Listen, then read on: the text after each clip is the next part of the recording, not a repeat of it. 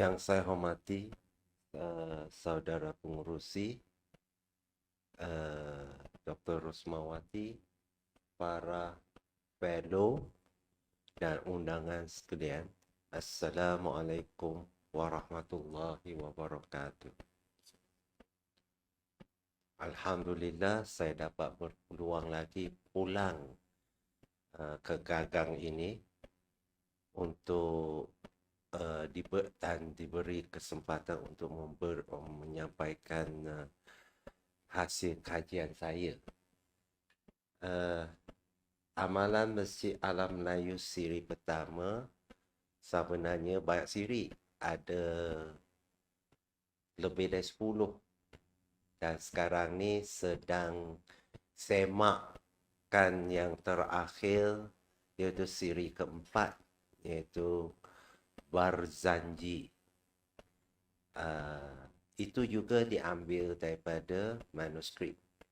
Kita buat kajian tentang manuskrip. Dan kita ingin memberitahu bahawa, membuktikan bahawa masyarakat bangsa alam Melayu ini memiliki jati diri dia yang jelas. Bahawa kiblat ilmunya, amalannya, tarikatnya berkiblatkan kepada Haramain, iaitu Mekah dan Madinah. Dan sanad kita semua, amalan kita, ilmu kita, tarikat kita berkiblatkan kepada baginda Rasulullah sallallahu alaihi wasallam. Sebab itu dalam TikTok atau dalam ceramah-ceramah yang lain, seringkali kita kedengarannya bahawa wirid habis solat ini tidak tahu berasal dari mana, kerana mereka yang buat analisis dan buat komentar tu bukan bidang dia. Bila bukan bidang dia, maka mereka tidak tahu bahawa asalnya dari mana. Tapi kalau kita buat kajian yang sebenarnya, seperti di Pusat Kajian Manuskrip Alam Melayu di AKMA ini, kita tahu bahawa asal-usul orang Melayu, amalan mereka berasal dari mana. Kerana benda-benda ini terdapat di dalam manuskrip.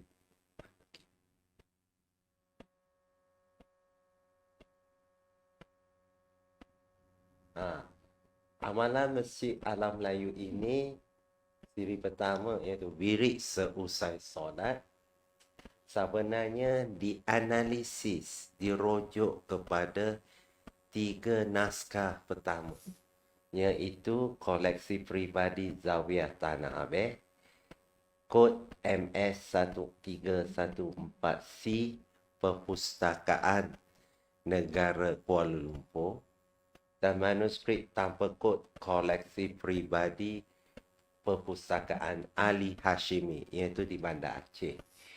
Kemudian kita harus tahu bahawa Zawiyah Tanah Abeh itu adalah zawiyah yang tertua, pusat ilmu yang tertua dari abad ke-17 Masihi. Di dalamnya terdapat sebanyak 13,000 naskah manuskrip kitab tulisan tangan yang bermula dari hujung abad 9 Masihi sampai ke abad 17 atau 18-19 Masihi.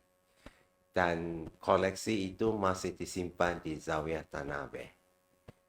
Secara kebetulannya, ketika saya kuliah degree di UIN Areniri Aceh, Universiti Islam Negeri, Universiti Islam Negeri Areniri, saya diberi peluang untuk belajar di Zawiyah Tanah Abeh. So 3 hari saya tinggal di Zawiyah dan 4 hari saya kuliah di Bandar Aceh. Di situlah saya bertalaki dengan Abu, banyak manuskrip di sana. Dan saya bebas keluar masuk dan bebas membuka mana-mana naskah manuskrip ketika almarhum Abu Dahlan masih hidup. Bila saya selesai degree saya menyambung master tentang ontologi ketuhanan ulama Melayu, iaitu Martabat 7 di Jabatan Persuratan Melayu di Fakulti Sains Sosial Kemasyarakatan UKM. Kemudian saya lanjutkan PhD saya di Pusat Sejarah di Fakulti Sains Sosial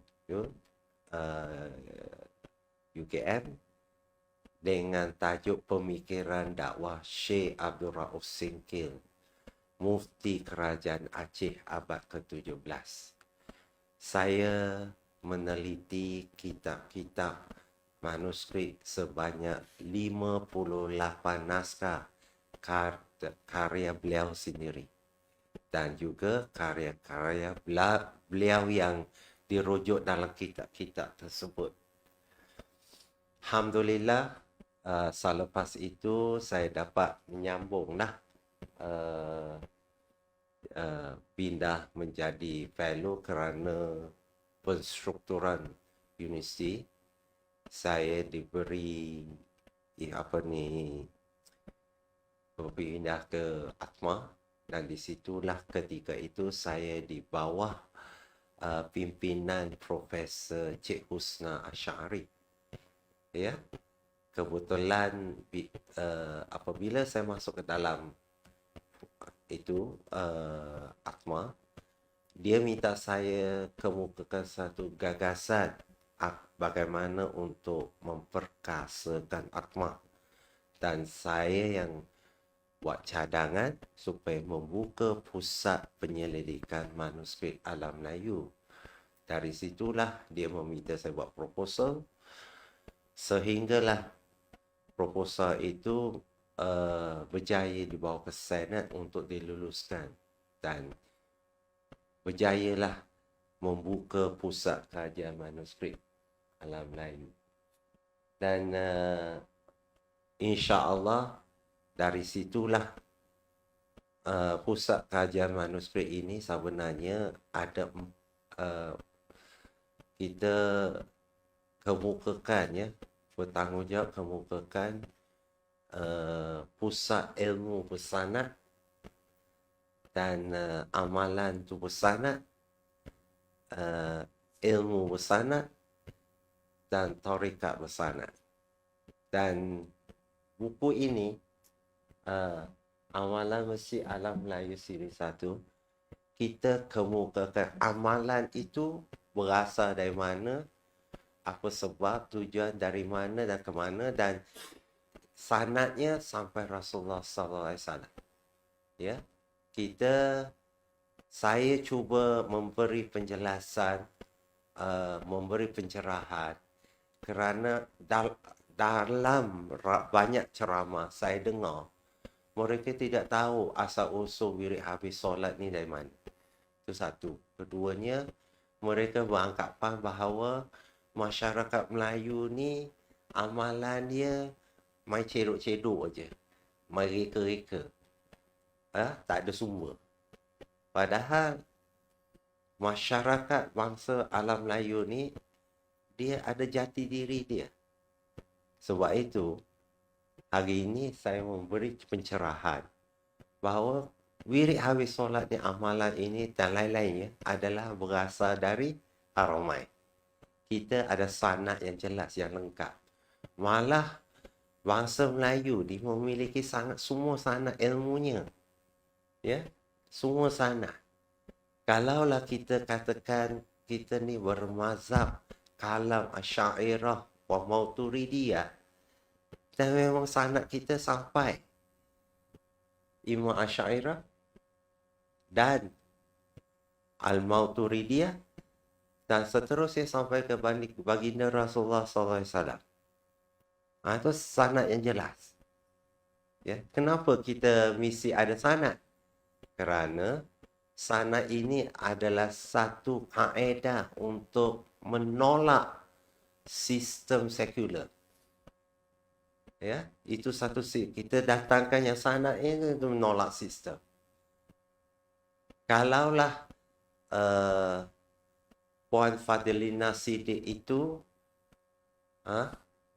kata ayah dia seorang reformasi, almarhum Profesor Dr. Siddiq Fadil. Sebenarnya saya ialah anak murid dia. Master yang diwaiwa oleh beliau tentang saya punya master, dan saya yang sebenarnya menyambung reformasi balik dengan mewujudkan pusat kajian manuskrip dan juga ilmu bersanad, amalan bersanad, tarekat bersanad dan pusat ilmu bersanad. Itu kaedah dia yang saya menyambung wasilah almarhum Profesor Mahathir Dr. Siddiq Fadil.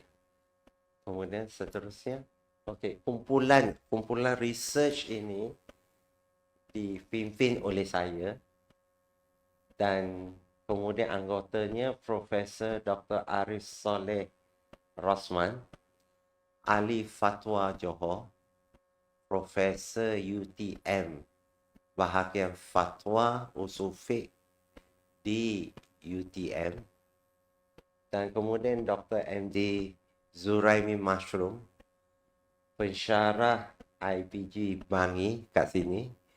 Dia dalam bidang bahasa Arab, tapi dia buat PhD, master dengan saya. Dia master dan PhD.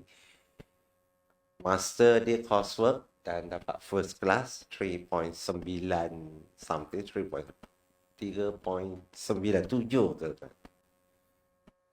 Dan PhD dia bawa saya. Dan bidang kajian PhD dia ialah tentang manuskrip pendidikan Syekh Abdul Rauf Singkil, Mufti Aceh, Kerajaan Aceh Darussalam abad ke-17, pendidikan rohani Syekh Abdul Rauf dalam manuskrip Bayan Syurut Syekh Wah Murid. Itu PhD piece dia, kajiannya. Kemudian terus, sebenarnya wirid zikir itu anjuran Allah SWT dan dijelaskan secara terperinci oleh Rasulullah SAW, kemudian diamalkan oleh para sahabat. Ya, sebenarnya para sahabat ni, penerimaan amalan para sahabat ni dari baginda Rasulullah SAW sangat terbatas tempoh masa kebersamaan. Kerana Rasulullah, tak semua sahabat duduk 24 jam menghadap Rasulullah. Mereka sibuk dengan berdakwah, berdagang dan berperang. Ya, sampai ke sempadan Cina. Sebab itu, amalan yang diwarisi kepada mereka itu sangat terbatas waktunya. So, tak semua amalan lengkap yang mereka warisi. Mereka mewarisi secara langsung itu hanya sangat terbatas. Waktu yang terbatas, hadis yang diterima itu, periwayatan itu terbatas. So, mereka mengamalkan apa yang diwarisi kepada mereka.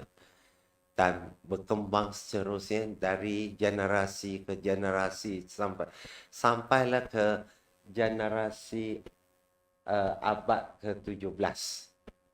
Ya, abad ke-17 Masehi. Next. Sampai abad ke-17 muncul seorang tokoh iaitu Syekh Ahmad Hushashi. Baginda ini, beliau ini adalah seorang keturunan Rasulullah sallallahu alaihi wasallam yang bermazhabkan Maliki dan Syafi'i, dan beliau inilah menyusun semula dari Rasulullah sampailah zaman dia, amalan-amalan wirid habis solat. Dia yang susun semula.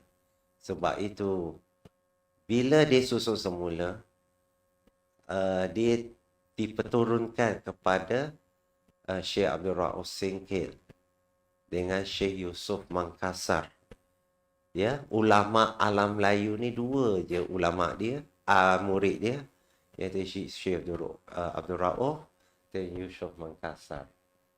Dan Syekh Ahmad Kushashi ni dia keturunan Rasulullah belas Sayyidina Husain. Dan dia sohok keturunan dia tu dengan gelaran Al-Kushashi, iaitu dia penjual barang-barang second hand.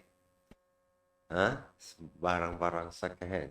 Kalau kita nak tahu barang-barang second hand yang macam mana, kita boleh pergi pasar seni kat Kuala Lumpur KL Central tu. Kat dalam tu ada banyak gerai-gerai barang-barang second hand. Itulah orang-orang Al-Kushashi, penjual-penjual barang-barang terpakai. Syekh Ahmad Kushashi, dia penjual barang itu. Dia lahir di Kota Mekah, memperoleh pendidikan dari ayahnya, seorang alim di Madinah yang bernama Muhammad Yunus, di Sana'a, Yaman. Kemudian Syekh Ahmad Kushashi juga memperoleh pendidikan dari para ulama Haramain, iaitu Mekah dan Madinah, sehinggalah beliau menjadi alim yang terkenal. Ya, beliau dikenali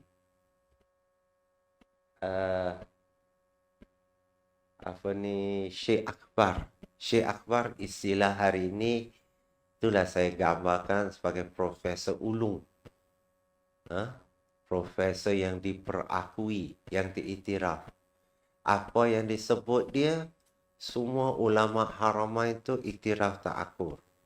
Itu yang kata Prof. Syekh Akbar, yang beliau mendapat gelaran ini. So, Syekh Ahmad Kushashi ini telah menyusun beberapa amalan yang menyatu padukan umat Islam seluruh dunia, bukan di Haramain aja, kerana Haramain itu merupakan pusat kedatangan umat Islam tumpuan untuk mengajar ilmu, umrah, haji dan berdagang. Itu zaman itu. Ya, zaman sekarang Arab Saudi dah telah dipatasi ya dengan umrah dan haji saja. Kalau dulu tempat pengajar ilmu, sekarang ni pun ada tapi terbatas. Dia tak bebas macam dulu. Orang dulu masuk tak ada visa, bebas. Sekarang ni visanya dikawal. Sebab itu kemasukan ke Saudi sekarang ni sangat terbatas. Ya. Terus sekarang ni kita lihat tentang wirid habis solat itu. Ya. Pertama ialah istighfar. Istighfar ini kalau kita lihat pada rujukan di belakang dia, saya buat endnote tahqiq dia, pengesahan dia. Perintah istighfar ada 11 ayat. Perintah Rasulullah istighfar ada 7 hadis. Dan perintah istighfar hadis kursi hanya 2 hadis di belakang. Endnote, nota hujung. Ya. Next. Okey. Ada benah mantan Mufti Kedah, Datuk Badaruddin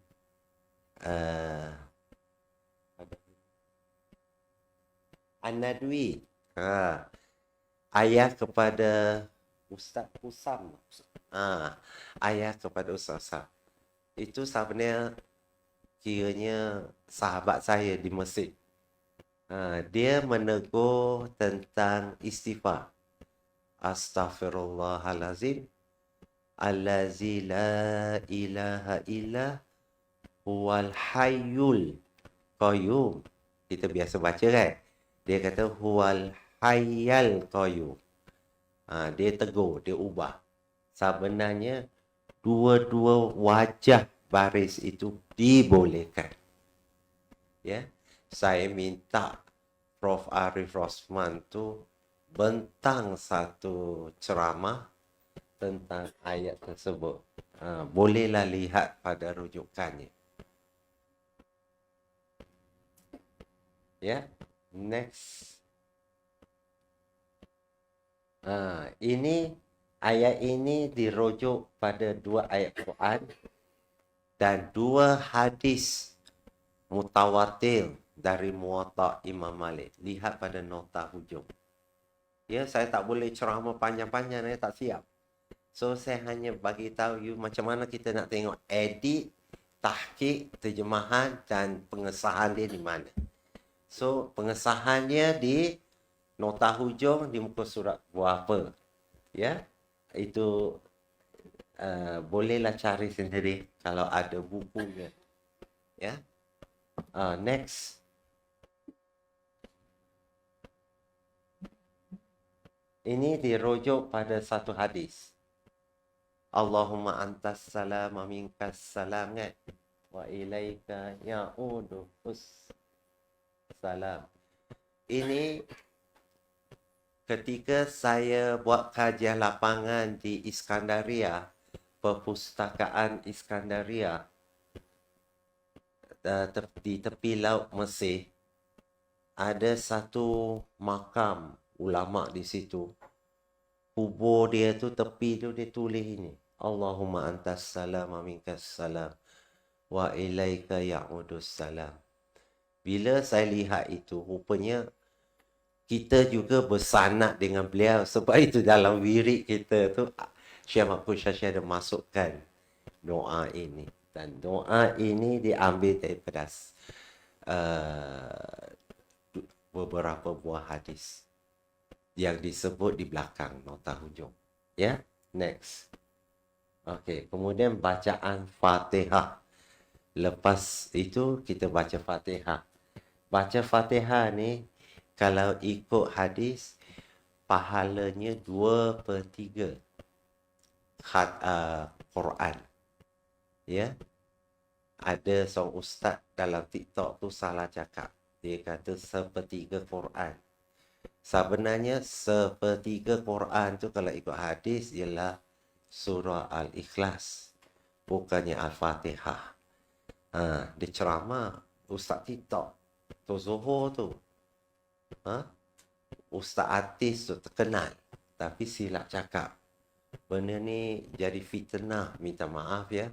Tapi saya tak sebutlah nama dia. Seringkali benda tu keluar dalam TikTok.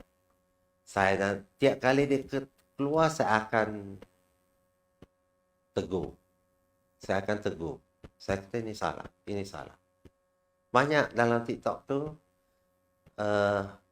ramai ustaz ya melakukan kesalahan. Ya, benda itu sekarang ni TikTok ni bukannya ilmu tapi fitnah. Ilmu apa, penyebaran fitnah. Salah satu contoh, ada satu TikTok tu dia kata mimpi yang benar, mimpi yang benar menurut guru saya Harun Date. Saya pun terkejut. Saya jawab kat situ. Saya jawab dalam TikTok tu. Saudara ingat Harun Date tu Nabi ke? Nampak? Because apa yang kita lihat, apa yang kita nak menghayati, mesti merujuk pada sumber asalnya, iaitu Quran dan hadis. Yang jelas. Tak kira lah siapa pun. Itu. Dan sekarang ni banyak benda amalan-amalan, dia tak rujuk pada hadis, dia tak rujuk pada Quran. Contohnya kan dalam TikTok tu, selawat Fatih Oh, dapat pahala macam ni, dapat pahala macam ni. Saya pun pegang kepala. Selawat Fatih tu Nabi ajar ke? Tak, itu ijtihad ulama. Ulama yang susun. Macam mana dia boleh dapat pahala macam ni, macam ni, macam ni? Orang yang tulis dalam TikTok tu, itu kan fitnah tu, fitnah ilmu, fitnah pada Nabi sallallahu alaihi wasallam. Nabi tak sebut dia jual nama. Benda-benda macam ni bahaya dalam amalan penghayatan agama kita sebagai seorang umat Islam. Kita jangan terkeliru dalam TikTok, dalam ustaz artis ni dan sebagainya. Kita mesti ada guru yang membimbing kita, yang boleh menjelaskan setiap benda perkara dalam agama yang kita akan jalani kehidupan penghayatan agama itu. Kalau tidak, kita terperangkap dalam kesalahfahaman. Ya, saya sedang buat terjemahan tentang 40 selawat yang Nabi ajar. Dia bukan tak boleh amal macam selawat Fatih, selawat Tafrijiyah, selawat Syifa. Itu boleh amal, tapi dari segi kebobotan, nilai pahala tu berbeza. Amalan itu ijtihad dengan amalan yang diajar oleh baginda Rasulullah SAW. Yang macam ni, wirid habis solat ni, memang amalan yang diajar oleh baginda Rasulullah SAW. Tapi disusun oleh ulama. Dia bukan amalan tu diijtihad, disusun macam selawat syifa tu kan, atau selawat tafrijiyah. Itu pahala dia berbeza dengan pahala yang Rasulullah ajar sendiri. Yang ini, kena faham tu. Yang ini memang Rasulullah yang ajar, cuma disusun oleh ulama. Kena faham lah. Kita kena faham amalan kita ni nak berbobot banyak pahala. Kita kena faham dia punya kunci-kunci dia. Sebab itu tujuan kita kemari ni menyampaikan wirid asal usul wirid habis solat ini, dan juga kaedah pemahaman kunci-kunci pengamalan ini. Kalau kita terperangkap, kita tak tahu mana satu, ya, kita anggap semua baik belaka. Semua baik belaka, semua bagus belaka. Memanglah, tapi dia kena tahu bobot tak bobot pahalanya. That means pahala dia lebih banyak atau pahalanya kurang sikit. Ya. Okey, membaca Fatihah. Kemudian return back please. Okey. Ini disusun oleh ayat surah Al-Baqarah 163. Dia ayat Quran. Kemudian berikutnya, okey, Allahumma antas salam. Mana ni? Allahumma inni uqaddimu ilaika baina yadayya. Dia dalam wirid habis solat itu, dalam Umdatul Muhtajin, dia ada dua versi. Satu yang disusun oleh Syekh Ahmad Kushashi, satu yang disusun oleh anak murid beliau, orang menantu beliau, Syekh Ibrahim Qurani. Syekh Ahmad Kushashi tidak ada penambahan doa ini. Tapi Syekh Ibrahim Qurani menambahkan doa ini dalam wirid habis solat. Ya, ini diambil daripada hadis. Ada wakil mufti Negeri Sembilan datang jumpa saya. Ya, datang jumpa saya, tanyakan, pasal apa you pakai doa ni?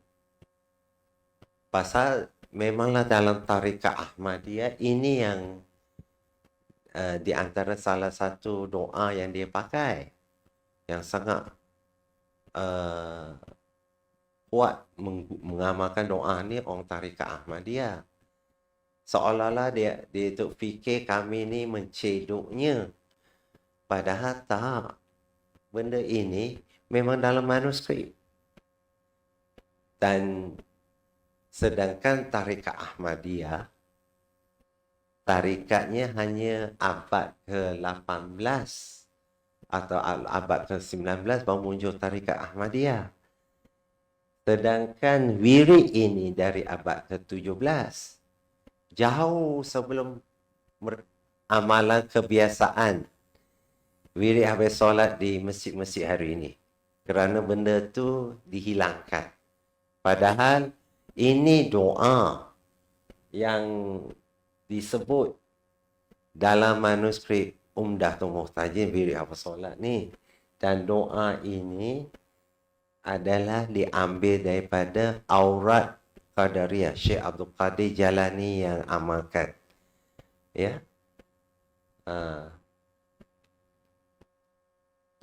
Dan bukannya naskah cetak Aurat Qadariyah tu saya jumpa, saya benah waktu kajian lapangan di Jordan.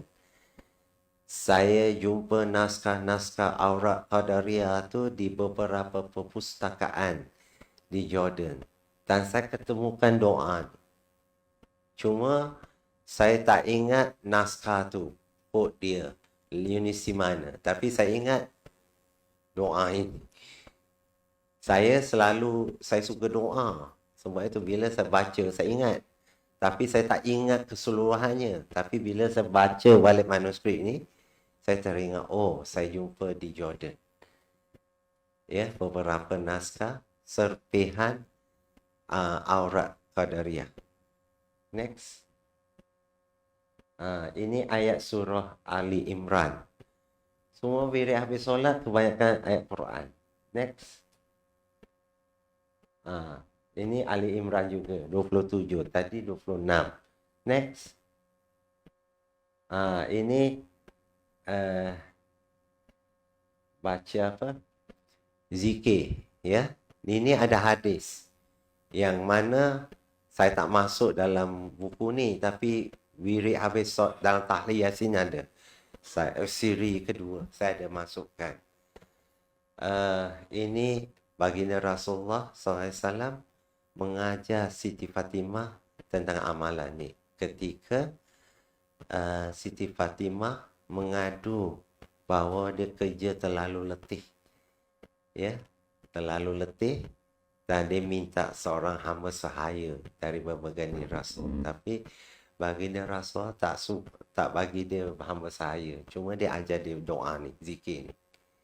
Setiap habis solat waktu, baca 3 ni. 33, 33, 33. Ini ada. Hadis dia saya kemukakan dalam buku siri kedua, Tahlil Yasin. Ya. Okay, next. Ini sama yang tadi tu. Ini kalau kita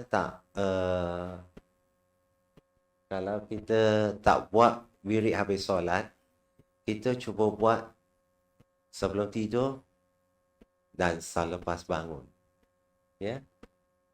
Ini hadis mutawatir, pahala dia punya nilai kualiti dia untuk mengilap hati kita tu sangat tinggi.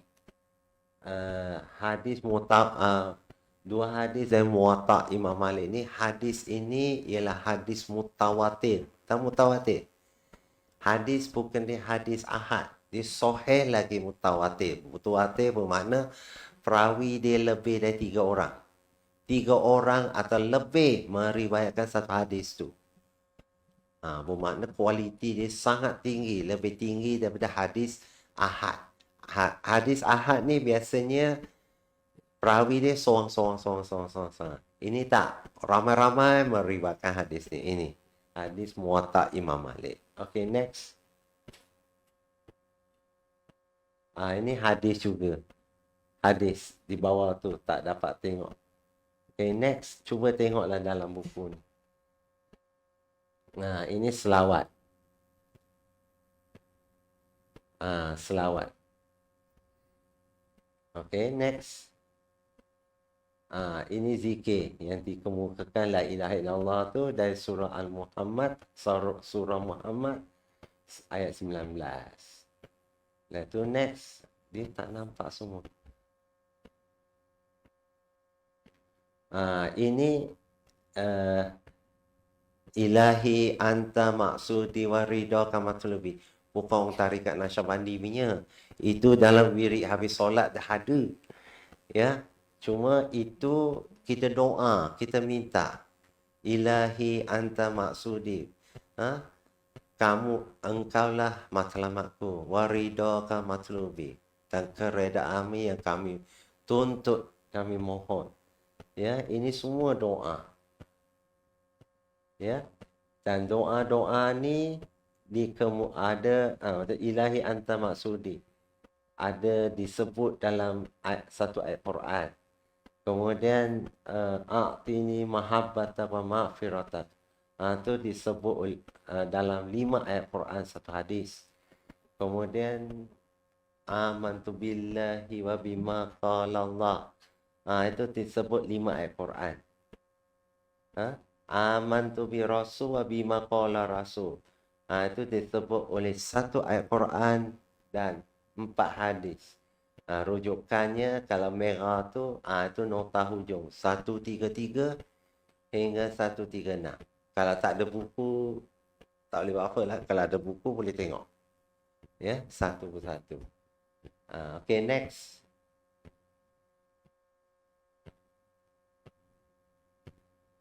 Ini Fatihah. Ada orang kata, oh kita berdoa Fatihah kepada orang tua ni. Orang ni tak sampai. Siapa ni sampai? Ada Nasir. Cubalah lihat nota hujung 29 hingga 38. Saya kemukakan kitabnya, ulama fiqahnya semua lengkap. Ini di sini dan lebih lengkap lagi buku siri kedua Tahlil Yasin. Itu lengkap.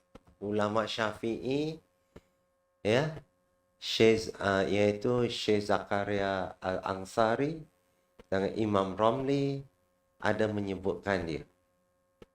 Kenapa dia kata sampai? Kerana mereka merujuk dengan beberapa tabi'in. Amalan tabi'in. Yang ketika dari Madinah ke Mekah untuk menunaikan umrah, dalam perjalanan dia lalu Uhud. Dia bayangkan Rasulullah perang kat situ. Dia lalu Badar. Dia boleh bayangkan balik. Dia terkenang, nostalgia. Dan dia sedih. Dan dia meningkatkan rinduan dia. Dia sedih, keluar air mata pasal rindu pada baginda Rasulullah SAW. Bila sampai kat Mekah, dia buat tawaf umrah. Dihadiahkan kepada Rasulullah. Ini yang ulama Syafi'i ungkap, Syekh Zakaria Ansari, Imam Ramli menyebut kes tabi'in ini. Dia hadiah. Ialah Rasulullah dia tak boleh terima sedekah. Dia hanya boleh terima hadiah. Tapi kalau untuk orang tua kita, saudara mara kita Islam, kita boleh terima sedekah. Kan? Why not kita niat sedekah dan hadiah sekaligus untuk saudara-saudara kita yang telah tiada, mak ayah kita, keturunan nenek moyang kita dan sebagainya. Itu. So, okay, next. Dalam buku ini ada beberapa doa. Doa selepas solat. Ya. Doa ini adalah susunannya gabungan beberapa hadis. Lihat halaman 82, 88 hingga 8 di belakang. Iaitu doa hajat halaman 88 hingga 97. Doa tahlil 97 hingga 104. Doa tolak bala 104 hingga 196. Kunut nazilah 107 hingga 110. Itu gabungan beberapa hadis. Bukan tak ada. Ada hadis yang kita kan, oh tak boleh. Yalah kunut nazilah Nabi itu pendek. Pendek. Tapi ulama dia susun lagi. Susun tu berdasarkan hadis. Ya bukan berdasarkan kepala otak dia. Tak boleh. Dia susun doa tu berdasarkan hadis Al-Quran. Ada tak dalam hadis? Ada tak Quran? Ada tak hadis? Baru dia susun. Kan? Ifa'anna kulla bala'id dunia wa bala'il akhirah. Jauhilah kami daripada bala dunia dan bala akhirat. Ada tak hadis? Ada kan? Quran sebut jauhi kejahatan dunia, bala di sana kan? Bahawa jauhi daripada bala akhirat. So, benda-benda ini disusun oleh ulama tapi berdasarkan hadis. Ifa'anna kulla bala'id dunya bala'il akhirah wa syarrid dunya wa syarril akhirah min aduin nafsi, dan daripada kejahatan dari diri, dalam diri. Jauhi daripada kejahatan dalam diri. Min adui nafsi. Min adui nafsi. Wa jinni. Wa insi. Daripada kejahatan jin, manusia. Kan? Itu doa tu. Tapi susunan tu dalam Quran dan hadis. Quran dan hadis gabung. Ulama yang susun. Supaya sesuai lah untuk kita amal. You see, kalau kita nak amal sesuatu benda yang ada hadis tak? Ada Quran tak? Kita nak pergi cari pula. Ini ada hadis tak? Ini ada Quran tak? Sampai bila kita nak amal? Cari pun dah letih dah. Kan? Benda ini dah siap package. Dah. Beres. Just amal je. Simple as that. Ini tak, tak ada hadis. Kita kena cari hadis. Nabi buat ke tak buat? Benda tu ulama lebih pandai. Orang alim tu, pewaris Nabi tu lebih pandai.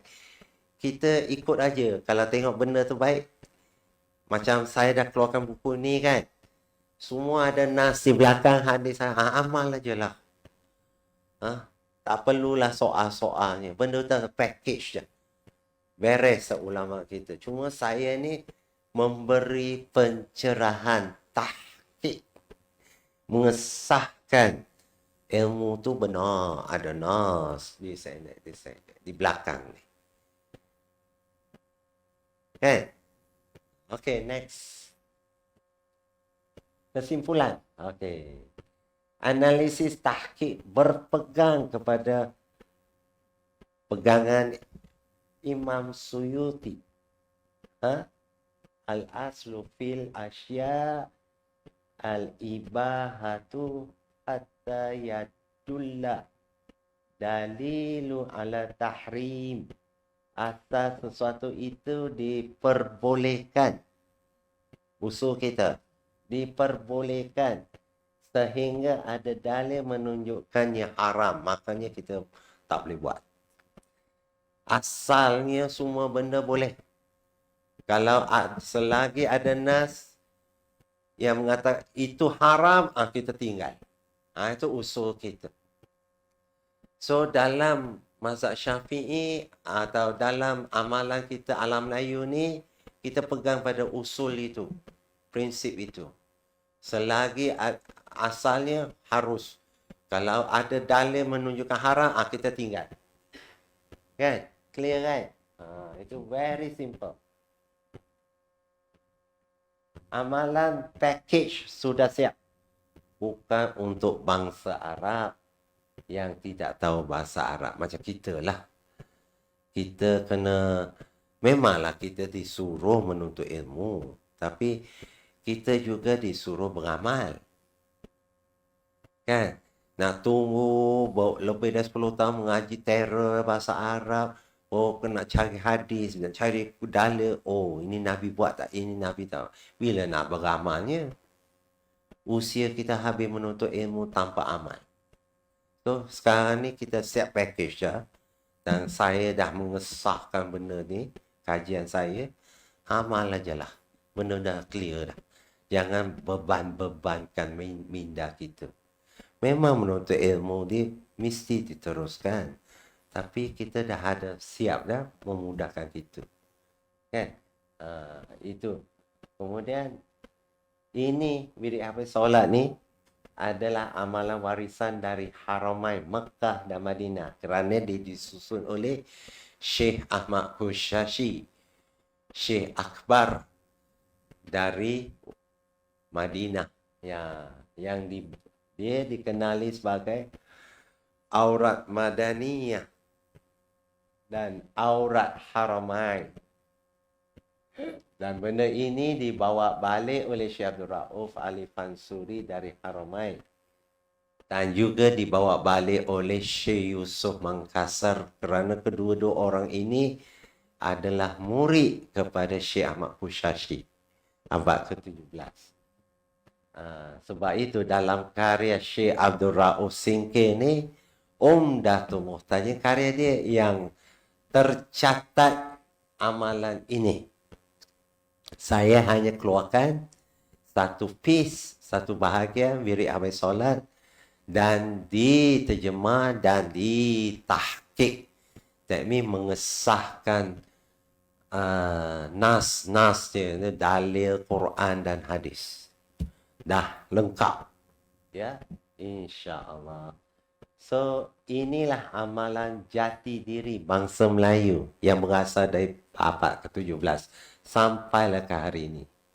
So, hari ini ada sarjana yang bukan bidang, dia bidang lain, bidang hadis, pakar bidang hadis. Dia persoalkan tentang ini.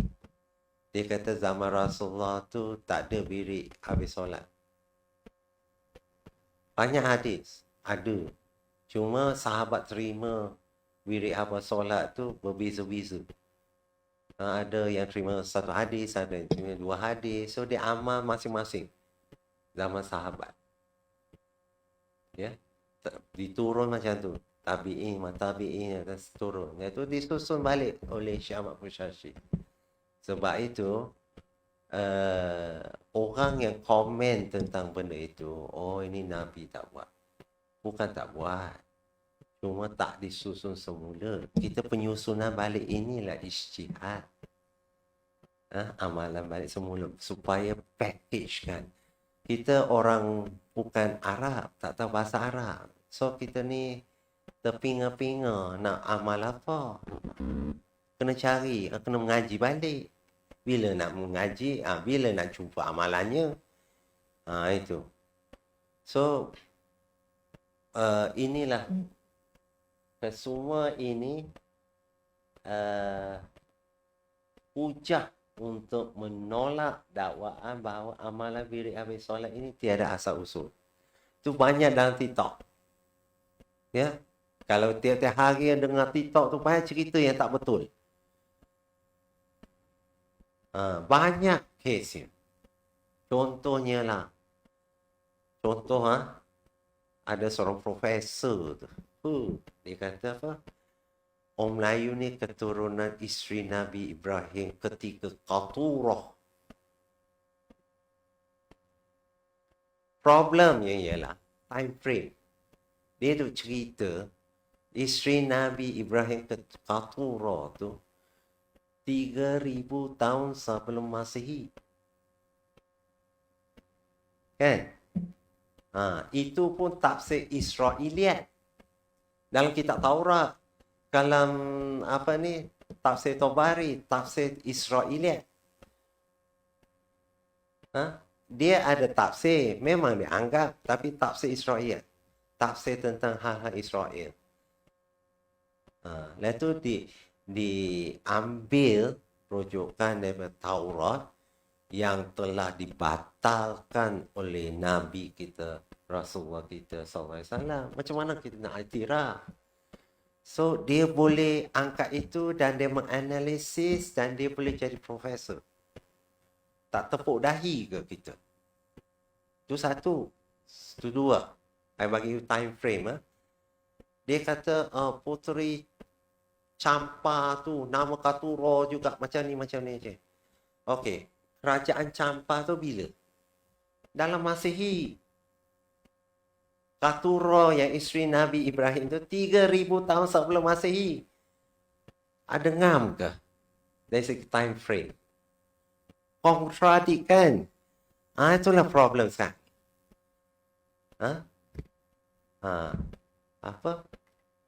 Kajian-kajian yang kontradik dari segi time frame. Lepas tu dia kata, Katuro ni, keturunan Melayu ni dari Katuro. Kataan Melayu tu you guna abad keberapa? 13 Masihi. Bukan 3,000 tahun sebelum Masihi. Kalaulah dikatakan Katuro tu 3,000 tahun Masihi dihantar ke timur. Bangsa apa yang bertamadun di timur sebelum Masihi? Cina, Parsi, India. Mana ada Melayu? Macam mana dia boleh claim orang Melayu ni, bangsa Melayu keturunan Katuro? Logik tak? Dia persoalan time frame. Dari segi logika. Lalu tu tidak boleh dibuktikan arkeologi. Biasanya kita kalau argument macam ni, kami ni di Atma ni, manuskrip tak ngam, kita cari arkeologi. Pengarah kita apa? Profesor Syari. Saya kata, because you DNA, pinggang mangkuk pecah, tulang pecah, segala macam you punya kerja. You kena ujian DNA. Kalau ada kubur Katuro kat sini, pergi korek. Ambil sampel dia tu, test dengan DNA bangsa Melayu. Ada tak? Ngam. Itu. Kan? Itu pendekatan yang apa ni? Salah satu pendekatan yang apa ni tepat. Boleh andaikan. Masalah sekarang ni Katuro tak tahu kubur di mana. Macam mana nak pergi cari DNA? So tak boleh jadi bukti. So benda-benda macam ni analisis ikut pendapat dia. Dia penemuan dia. Bagi kita itu bukan penemuan, itu asumsi, andaian. Andaian is not fakta. Asumsi is not fakta. It's not data. Dia boleh disanggah dan boleh dibantah dan boleh dibatalkan. Itu research lah. Sebab itu bila dia cakap macam ni kita boleh bantah. Ramai yang membantah. Yang paling sesuai lah. Kata bangsa Melayu ni keturunan Nabi yang mulia, Nabi Adam alaihissalam. Kan? Keturunan mulia lah. Keturunan Nabi Adam. That is the best. Itu direct speech. Itu memang jelas-jelas fakta dia. Very simple. Tak perlu kaji-kaji sakit kepala, lepas tu buat statement-statement yang tak tahu hala, lepas tu jadi fitnah. Bila fitnah, siapa mau tanggung? Ini dosa, kan? Itu saja. Okey, sekian, terima kasih. Wabillahi taufiq. Assalamualaikum warahmatullahi wabarakatuh. Waalaikumsalam warahmatullahi wabarakatuh. Alhamdulillah, sedikit sebanyak kita dapat mendengar penjelasan hasil kajian yang berbahagia Dr. Muhammad Syukurio dalam topik amalan wirid selepas solat ni.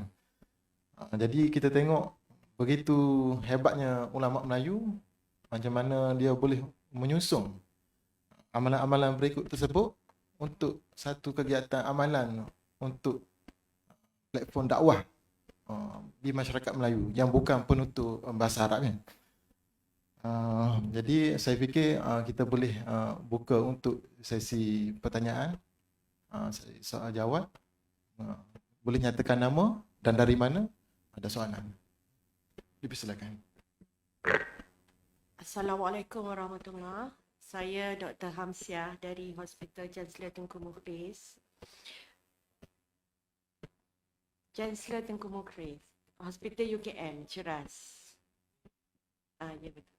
Terima kasih Profesor, saya rasa sangat terharu kerana terbuka hati untuk datang pertama-tama kalinya wacana Atma. Kerana saya lihat kat situ wirid atau solah, jadi saya rasa macam ini bagus nak pergi nak tengok. Betul kata Prof, saya pun bimbang kerana banyak sangat terikut-ikut kerana saya tak berguru. Saya belajar dengan TikTok, saya belajar dengan YouTube dan sebagainya. Jadi pada hari ini ada rasa ya, bila kita tengok sekejap boleh, lepas tu nanti dipatahkan pula oleh ustaz lain kata tak boleh, kata hadis palsu. Jadi banyak perkara yang saya rasa macam was-was dalam beribadah. Okey, berbalik kepada wirid ni, saya nak tanya Prof. Wirid ni dibuat selepas solat, waktu solat fardu ataupun solat sunat. Dan jika kita melakukan solat sunat dan seterusnya diikuti dengan solat fardu, bolehkah kita baca sekali saja jika macam kita tahajud, lepas tu sehingga solat subuh. Jadi wirid ni kita nak amalkan bila? Waktu lepas solat sunat tu ke? Ataupun lepas solat wajib fardu? Soalan saya yang kedua, kenapa bila kita pergi ke menunaikan umrah di Haramain, Madinah dan juga di Mekah, amalan lepas solat ni, wirid lepas solat ni tak dijadikan amalan berjemaah seperti yang kita lihat di negara kita. Dua soalan saya. Terima kasih. Terima kasih doktor ya. Okey. Soalannya sangat menarik. Pertama, wirid seusai solat ni hanya dilakukan selepas solat fardu. Yang solat sunat-sunat ni tak. Biasanya kalau wirid sunat-sunat ni, dia biasanya kita nak wirid lah, nak apa kan lepas tu kan. Sebelum doa, biasanya kita mulai dengan istighfar, selawat, Fatihah pada Nabi dan doa. Itu simple aja. Istighfar, selawat, Fatihah pada Nabi dan doa. Itu sahaja. Kemudian, kenapa benda ini tidak berlaku di Haramain sekarang ni? Pertama, Haramain itu selepas zaman Syekh Ahmad Kushashi, munculnya Syekh Abdul Wahab Al-Wahabi. So disitulah berlakunya hakisan-hakisan. Kalau tidak sebelumnya, memang Haramain itu guna ini.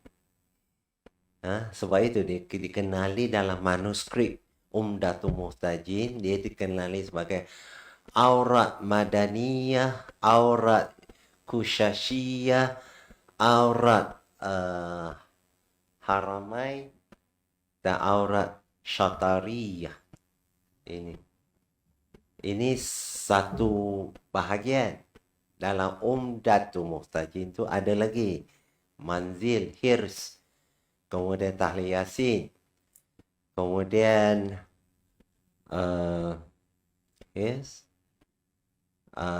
ada amalan-amalan surah-surah tertentu di surah Aman. Dalam Umdat tu package lengkap lah. Cuma Umdatul Muhtajin ni dia amalan untuk orang yang bersuluk dalam masyarakat. Misal kata doktor nak bersuluk. Tahu suluk kan? Biasanya orang yang bertarikat ni dia nak bersuluk. Kalau untuk suluk Nasyabandi ni dia duduk dalam kelambu, dia mengasingkan diri kan. Ini tak. Kita punya sistem suluk kita ialah kita duduk dalam masyarakat. Dengan ramai-ramai ni kita mengasingkan diri. Diri kita tu mengasingkan diri kepada Allah. Tapi duduk dalam masyarakat.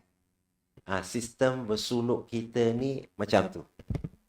Itu yang diajar dalam kitab Umdatul Muhtajin Syekh Abdul Rauf Singkil. Kita tak pisah diri dengan masyarakat. Tapi hakikat tu dalam hati kita tu berpisah dengan masyarakat. Kita bersuluk dengan, kita bertaut dengan Allah sahaja dalam hati kita. Luaran kita, kita bertaut dengan masyarakat. Itu sistemnya. Dah, saya rasa okey lah kot. Dah jawab. Okey. Ada soalan lain? Okey. Bismillahirrahmanirrahim. Assalamualaikum warahmatullahi. Saya Sabir daripada PKK. Komunikasi Korporat. Terima kasih atas syarahan yang orang kata lama lah saya tinggalkan, tapi sekarang ni ada budaya ilmu macam ni, alhamdulillah. Tahniah kepada Akmal. Cuma saya nak tanya beberapa soalan lah, mungkin 2 atau 3. Yang pertamanya berkaitan pendapat doktor lah, berkaitan kalau kita tengok dulu orang tak bincangkan berkaitan dengan yang ni okey, yang ni tak okey, Wahabi okey, Ahli Sunnah okey. Dulu maksudnya zaman saya kecil tak ada pun khilaf. Tapi bila adanya media sosial, banyak khilaf-khilaf dan ilmu-ilmu yang orang kata faktanya tidak betul. Jadi macam mana kita nak atasi benda-benda tu? Macam doktor tadi, dia mungkin dia banyak baca, dia tengok TikTok, dia jadi betul tak betul yang kita amalkan kan. Okay, itu yang pertama. Lepas tu yang keduanya, ayah saya pernah pesan, dia cakap kalau amalkan zikir ni, sebab saya buat kajian berkaitan Pondok Remaja Inabah dulu, berkaitan dengan zikir khofi dengan zikir jahar. Jadi dia cakap kalau intan nak ambil orang kata nak buat kajian ni, kena masuk dengan tarikat tu. Jadi saya pun tengok tadi doktor ada terbitkan buku Tarikat Nasyamadi tadi kan. Jadi dekat situ saya pun confused. Saya balik, saya tanya ayah. Ayah cakap inta amalkan zikir yang terbaik adalah Subhanallah walhamdulillah wala ilaha illallah wallahu akbar. Jadi benda tu dah komplit dah. Okey.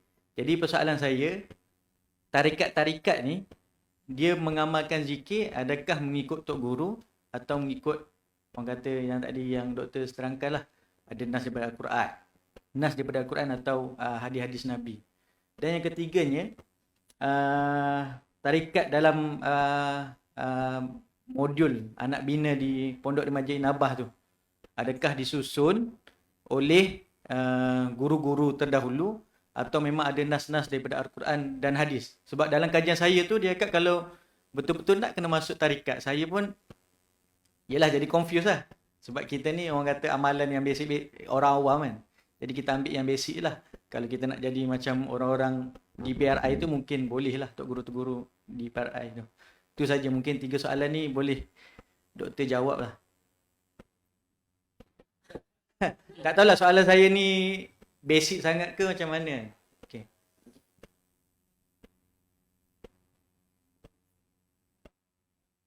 Sebut tentang tarikat. Tarikat is a disiplin ilmu dalam Islam. Ada sebilangan sarjana dia anggap benda itu bukan dari ajaran Islam, akibat daripada pengaruh orientalis barat. You see, kita ni dalam Islam hari ini, dunia sekarang ni dia belajar Islam ikut disiplin ilmu masing-masing. Dia kalau dia menggunakan kacamata disiplin ilmu hadis, dia tengok, oh ini kacamata hadis. Ia akan jumpa, tidak akan jumpa titik pertemuan pendekatan tu. Misal kata saya guna pemikiran.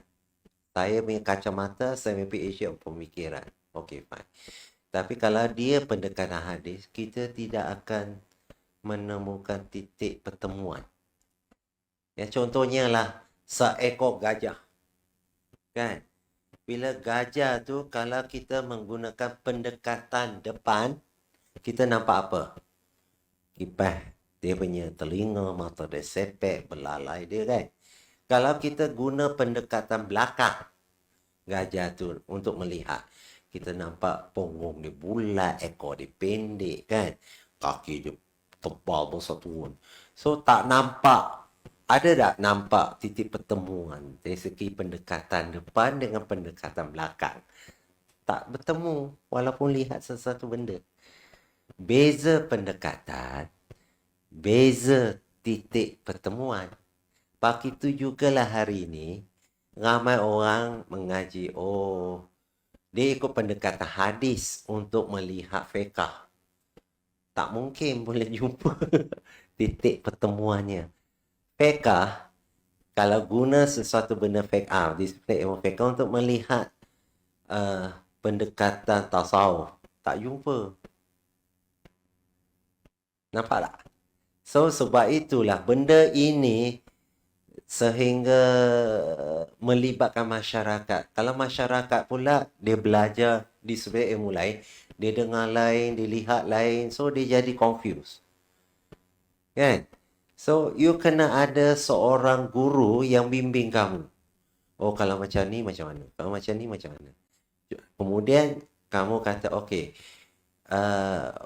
kamu hanya zikir jahr. Kan? So, kemudian zikir apa lagi tadi sebut? Khafi, hati, dalaman kan? Yang istilah kita qalbi, zikir dalam hati. Tapi sebenarnya definisi zikir tu, metode zikir tu banyak. Yang pertama jahri, you sebut tu. Kedua zikir khafi, qalbi. Kemudian zikir lisani yang di jahri tu. Dan itu zikir anfas. Zikir ikut rentak nafas. Kemudian zikir ikut apa? Ikut sir, rahsia. Dia zikir dan rahsia dia. Macam mana zikir? Semua heran. Kan? Dia zikir tapi dia tak berhuruf, tak berbunyi. Benda-benda ni sudah dijelaskan dalam kitab Jawahir Khams. 5 permata. Kitab itu masih dalam bentuk manuskrip. Boleh carilah di Perpustakaan Nasional Jakarta, ada 3 naskah saya rasa. Dan waktu saya buat kajian tu, Allah, tak tahu siapa hamba Allah tu, email kat saya 1 naskah. Jawahir Khams, tulisan tangan ni. Kemudian Syekh Rahimuddin Al-Bantani, kan dia selalu datang dulu mengajar kat Atma. Dia ada zawiyah di Mesir. Selalu dia pergi Mesir. Itu bila dia balik, ada sekali dia bawa. Saya bawa oleh-oleh. Saya kata, apa oleh-olehnya? Ini buku. Saya tengok, Jawahir Khams. Sudah dicetak. Bila saya jumpa kitab ini, saya teringat Prof. Saya beli untuk Prof. Memang itu kitab itu 5 permata yang ditulis oleh Syekh Muhammad Ghaus Khatiruddin, yang beliau berkhalwah 13 tahun di atas Bukit Kolan, 13 tahun. Dan only dia tulis kitab tu.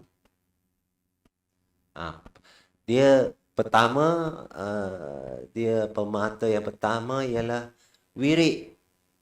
Wirid ni sebelum fajar sampai sebelum fajar. Pemana wirid tu dia tak berhenti sampai sebelum fajar. Berhenti hanya makan, tidur, makan, minum, solat aja. Dan tu pemata kedua, dia solat sebelum fajar sampai sebelum fajar. So, setiap pemata tu macam-macam. Ya, ada Prof. Arif tu, waktu dia bersuluk dengan saya, dia cakap, Prof, boleh minta izin tak saya amalkan pemata pertama?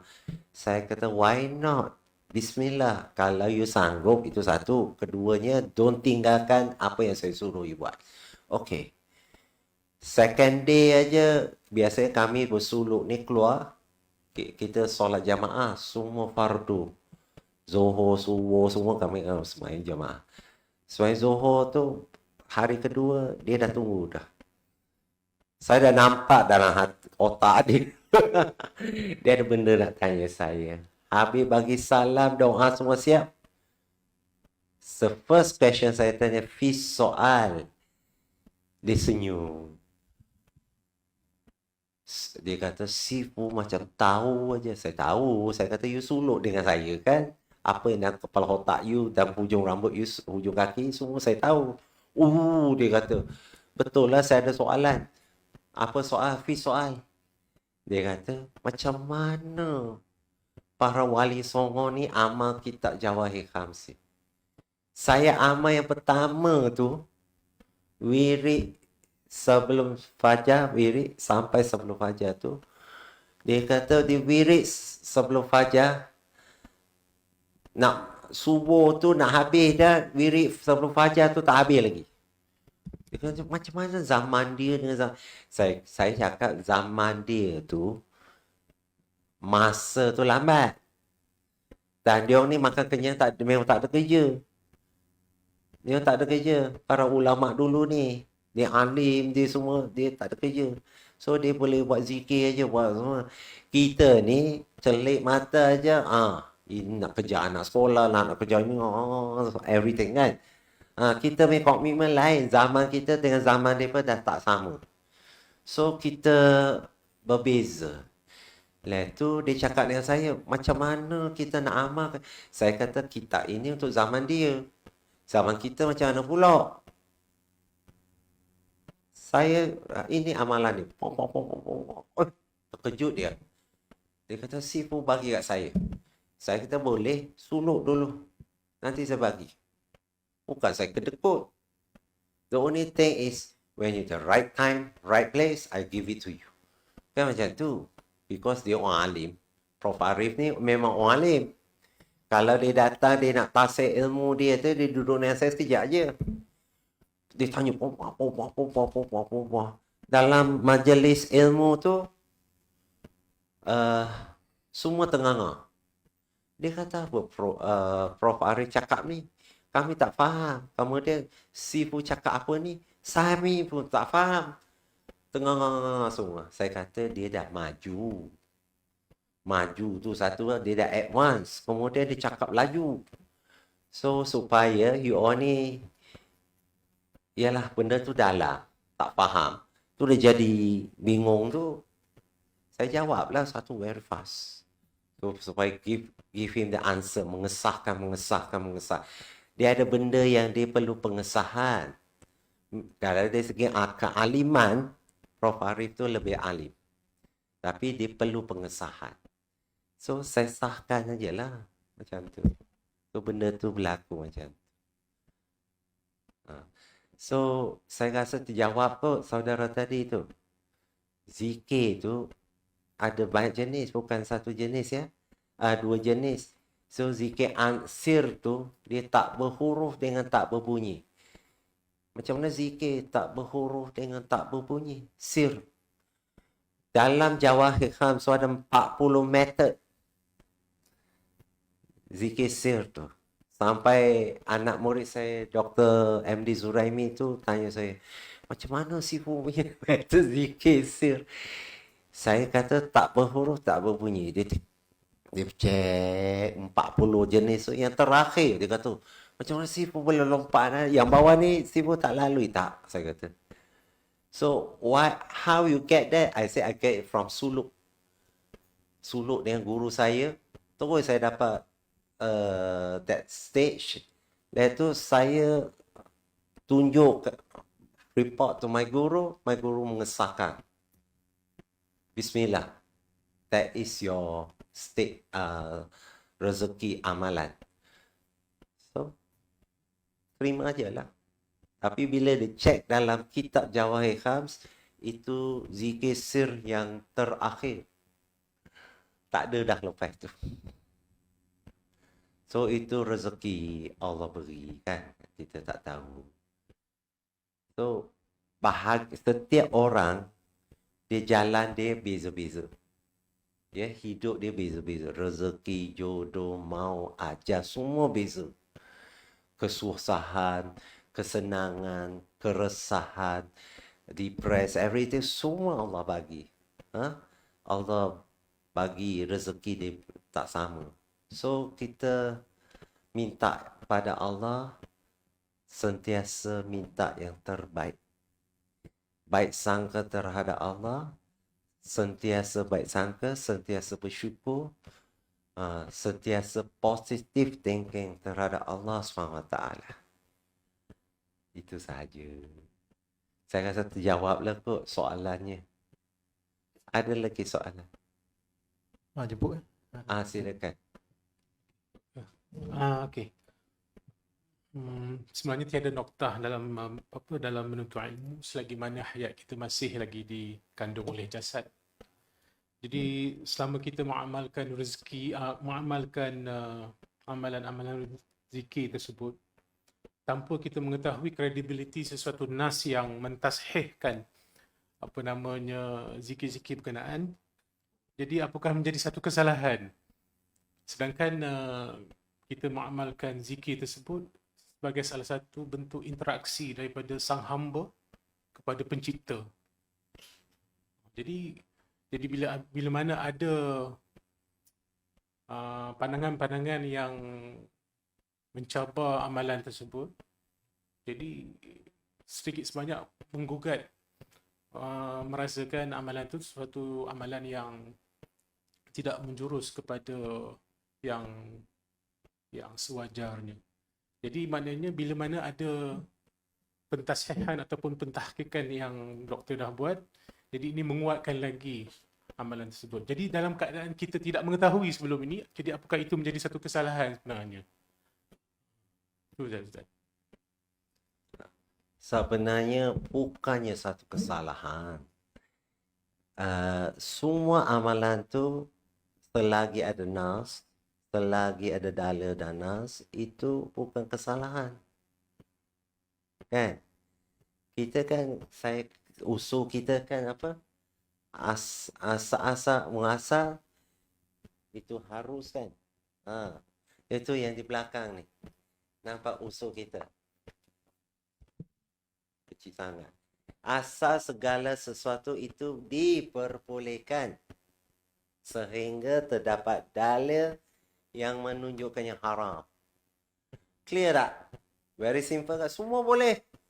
Selagi Nabi tak sebut haram, Quran tak sebut haram, itu boleh. Simple. Jangan kata, oh ini macam mana nak buat. Tak ada. Very simple. Itu sebab kita punya usul tu di belakang ya. Saya pegang ini usul. Ini usul. Dia kata ni. Selagi di hadis dhaif boleh amal. Bukan hadis palsu. Simple aja. Kalau hadis palsu, dia kata palsu. Sebenarnya bukan hadis palsu. Itu asar sahabat. Tahu asar sahabat? Pendapat sahabat. Tu beza tu. So, banyak benda lah dia kata, ini mengkotek sanad. Hadis ni mengkotek sanad. Putus sanad. Bukan putus sanad. Itu asar sahabat. Pendapat sahabat. Ijtihad sahabat. So, jangan kata, ini mengkotek sanad, putus sanad. Tak boleh pakai. Buang.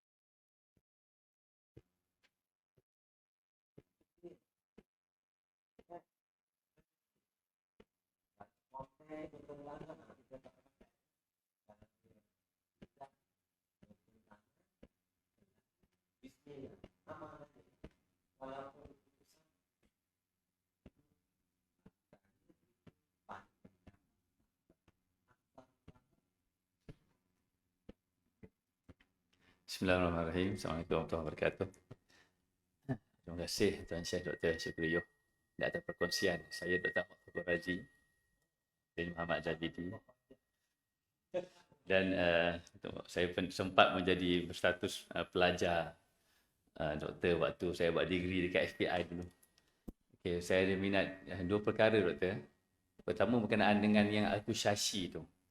Walaupun saya lambat saya dengar ikut Facebook yang mengatakan bahawa mereka menyembunyikan sanad ahli bait itu dengan nama akusiasi kalau ada sedikit lanjutan kisah-kisah lah yang menyebabkan berubahnya mereka menggunakan gelaran itu, apa yang berlaku di sudut pola masyarakat waktu itulah.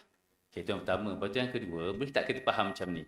Tadi doktor kata zikir alam Melayu ni nisbah kepada kusyasi, dan kusyasi itu amat hampir dengan yang Syatari tadi tu. Okay, kita buat kesimpulan bahawa secara umum peramalan tarikat secara nisbah tarikat alam Melayu ni tarikat Syatariah. Terbukti dengan disandarkan dengan amalan lepas solat yang doktor telah terangkan tadi tu. Jadi sudut penisbahan ketarikatan tu maknanya walaupun mereka sedar tak sedar, sebenarnya mereka beramal dengan satu amalan yang dipakejkan penisbah dan yang dipakej yang penisbahannya kepada aurat kusyasiyah yang nisbah juga kepada Syatariah. Kurang lebih macam itulah kalau argumen dia begitu. Macam mana doktor respon? Terima kasih.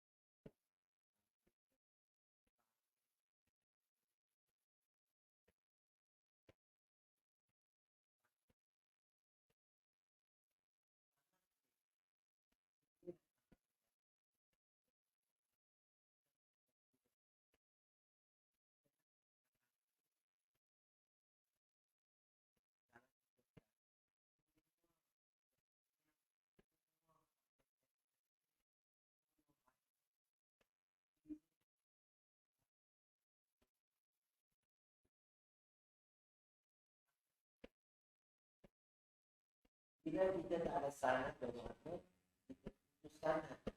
Bila putus sanad, kemudian ada pekat. Kau apa? Bertahan.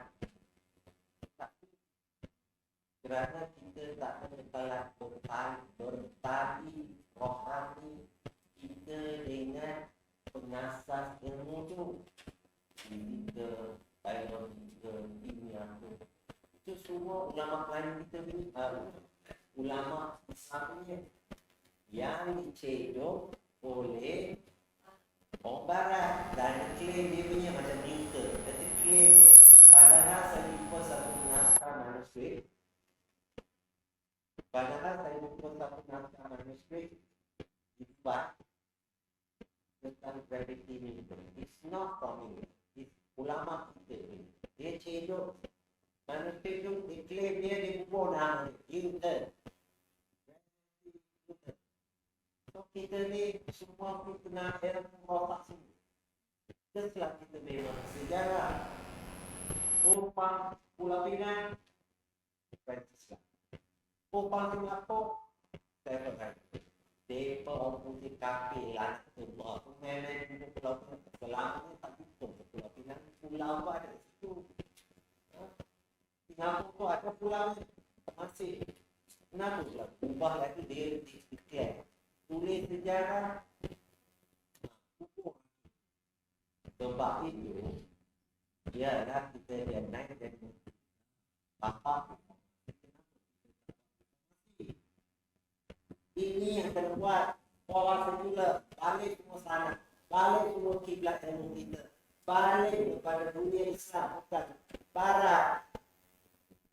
Inilah tujuan perjuangan pusat kajian manuskrip alam lain. Yang walaupun saya PJ, saya masih lagi bangun tengah malam ini. Itu dianggap ibadat jihad untuk umat kaum saya. Saya dah PJ, gaji dari itu tak. Maka tidak beribadat. Tapi beza berdakwah pada ilmu, berfikir, ilmu tak macam ni dia tunjuk pada kau. Kena fikirlah nilai bobot ibadat kita macam mana. Nilai kualiti kebobotan ibadat tu. Kita kena cari ibadat yang berbobot nilai tingginya. Kita tak exercise, kita walaupun tak pencen, kita relax. Ramai pensyarah, ramai penyelidik, dia pencen, dia balik tidur aja. So dia cepat mati. Why? They stop their memory. They stop their kegiatan. Nah, nanti dia jadilah heart attack, kencing manis, semua segala macam penyakit hinggap because of that. Ya, sekarang ni tak. You kalau menurut almarhum Datuk Dr. Harundin, kan ramai sahabat murid-murid dia dah cukup dah buat apa lagi. Dia cakap apa? This is the last round. I kena pacu sampai habis untuk sampai station. Kan? Memang dia tak larat dah. Jantung dia macam ni. Tapi dia have to work all out untuk sampai di station dia. Macam tu. Dianggap benda itu jihad lah. Ibadat jihad. Dan benda itu mati syahid. InsyaAllah. Kan? Kita boleh lagi satu atau dua soalan lagi. Kita ada masa lagi. Maaf, betul. Yang pasal yang kusyasiyah tu. Maknanya macam apa faktor sehingga dia menyembunyikan di sebalik nasab Ahli Bait tu kepada kusyasi tu. Kalau ada sedikit huraian kelanjutan. Itu sebenarnya Dr. Fakhruzi itu tawaduk. Dia memang dikenali oleh istilah kata ni Profesor Ulung. Orang semua kenal dia dah. Kalau Haramai sebut aja semua kenal. So dia letaklah kusyasyi supaya dia jangan jadi bongkah. Kenapa? Dia kena ada check and balance. Itu. So kadang-kadang Profesor Ulung dia hebat untuk puji tiap hari. Kita duduk dengar tiap hari. Kan dia mesti lintas kan. Ni hati ni kan. Biasa kita kena jaga what Rasulullah doa tu, ya muqallibal qulub. Wahai membolak-balikkan hati, sabitni ala dinik. Lurusan saja. Ini nak jaga ni. Pasal sekali kita tertetik riak aja, hancur seluruh amalan kita. Dia jadi riak. Bila riak, syirik khafi. Syirik khafi tu apa? Padamlah semua amalan seumur hidup kita. So Hasan Al-Basri kata, riak itu dia macam semut hitam di atas batu yang hitam, di dalam kotak yang hitam, di dalam amari yang hitam, di dalam rumah yang hitam, di dalam malam gelap gulita yang tidak ada cahaya bulan dan bintang. Semut itu merayap memakan amalan kita. Itulah riak. Itulah Hasan Al-Basri sebut. Sebab itu kita dengar, why dia macam why. Alah, benda tu itulah dia nak jaga itu.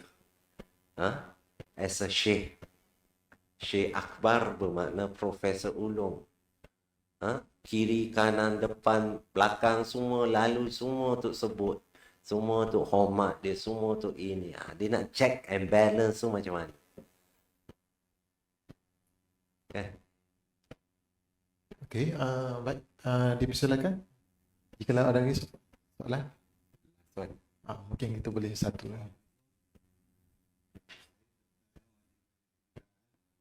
Kejuruteraan.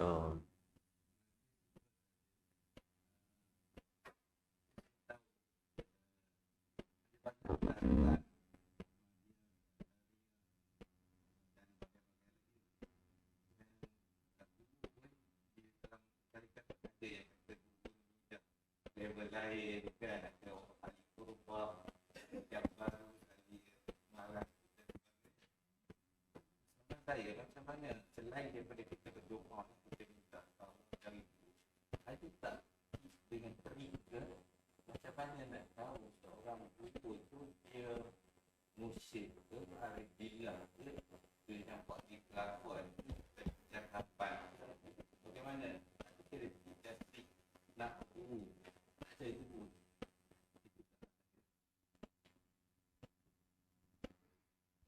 Terima kasih. Doktor ya? Okey, Doktor Anwar. Dia macam ni. Guru ni kita minta daripada Allah petunjuk. Okey. Kita confuse pada akhir zaman ni terlampau banyak tarikat. Bukan berpuluh, beratus. Betul tak? Ini Chistiyah, Hamdaniyah, Ghausiyah, Syazaliyah, Syurwardiyah, Qadariyah dan sebagainya. So, ada pun tarikat Syatariah ni. Alhamdulillah saya diwarisi. Diberi amanah untuk memegang. Syatariah ni meliputi semua tarikat. Dan saya ada buat kajian itu dan dikomputeriskan, buat satu banner sepanjang 25 kaki panjang dan 15 kaki ke bawah. Dan saya pernah minta, sebelum saya pencen, saya minta UKM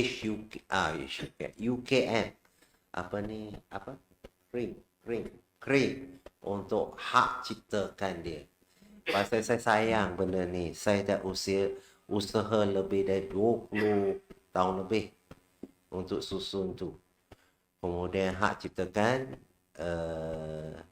supaya dapat dipertahankan, dilestarikan jalur tarikat ulama alam Melayu ni. Kerana di alam Melayu ni satu-satunya sanad yang lengkap. Yang di India, di Parsi, di Arab, semua cacar marbas termasuk North Africa kecuali Mauritania. Mauritania sanad dia lengkap tapi terbatas. Tak semua ilmu dia ada. Disiplin ilmu tu. Tapi kita punya alam Melayu ni alhamdulillah semua lengkap. Benda itu disusun lah. Saya susun sebenarnya itu amanat guru saya dari Aceh. Dia suruh saya keluarkan sanad, dia susun sanad, this and that. So saya buat PhD ni, saya pun bingung kerana where to start and where to end kan. I start from my sanad Syataria tu, then I jumpa kitab As-Sumtu Majid, Syekh Ahmad Kushashi punya kitab tulisan tangan. From there I susun. I susun lebih dari 20 tahun lah benda tu. Dan benda tu masih ada. Tapi pihak krim tak mau hak ciptakan benda tu. Sayang kan? Because ini khazanah sanad orang Melayu. Kan? I only pemegang amanah. I just want to hak ciptakan dia. I want to preserve it. And benda tu boleh diselamatkan. From there, then only I boleh keluarkan balik sanad berilmu, amalan berilmu, tarikat berilmu untuk menolak sistem sekular.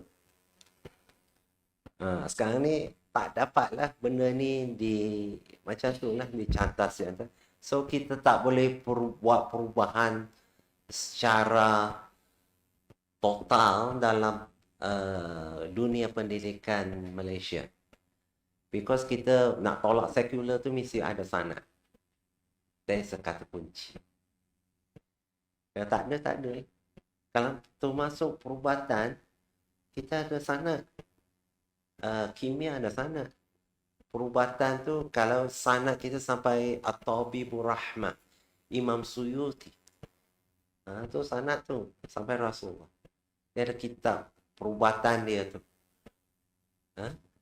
Ada sanad. Tapi itulah, tak di...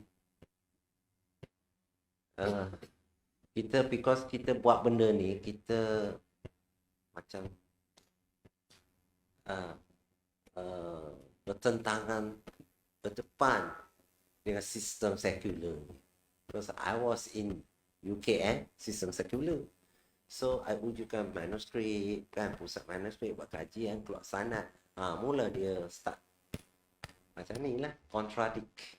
Bila contradict, susah lah. Dia akan menolak kita. So, I feel lah di peringkat krim minta hak ciptakan. Kemudian dia tak nak adalah orang FBI tu bising.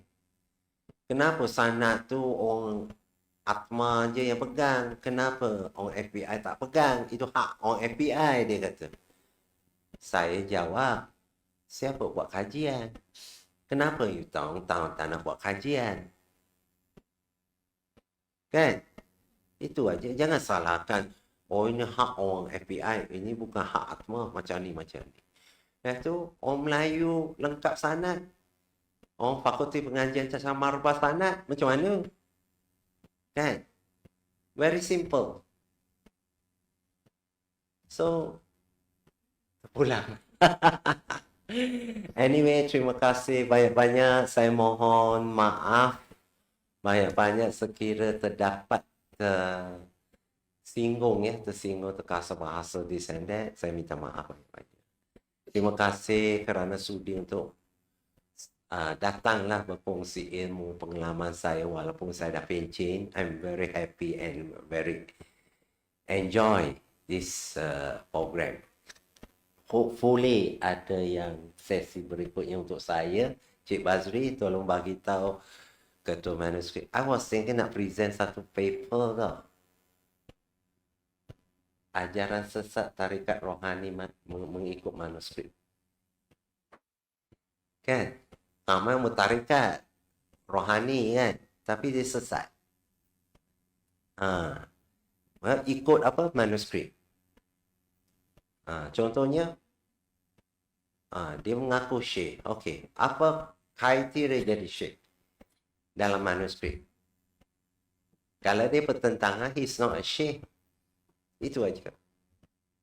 So, dia langgar adab tak? Misal katalah, kan? Dia Syekh Nasyabandi, tapi dia mengajar Al-Hikam. Al-Hikam tu bukan kitab Nasyabandi. Kitab Nasyabandi Tanwiratul Qulub. Itu kitab induk Nasyabandi. Kitab Al-Hikam tu Tarikat Syazali. Kalau dia boleh tak mengajar kitab tu? Tak boleh kalau selagi dia tak ada sanad, tak ada ijazah. Dan dia batal dia punya ijazah mursyid dia kerana langgar adab. Itu ada dalam manuskrip untuk bincang. Tapi kalau saya bawa keluar, ramai orang syekh tarikat marah saya lah. Kan? Saya kena cakap lah benda ni betul-betul salah-salah. Macam tu kita kena cakap. Kena cakap direct. Pasal kalau you tak ikut disiplin ilmu tarikat rohani yang disebut dalam manuskrip, so apa gunanya kita nak bertarikat?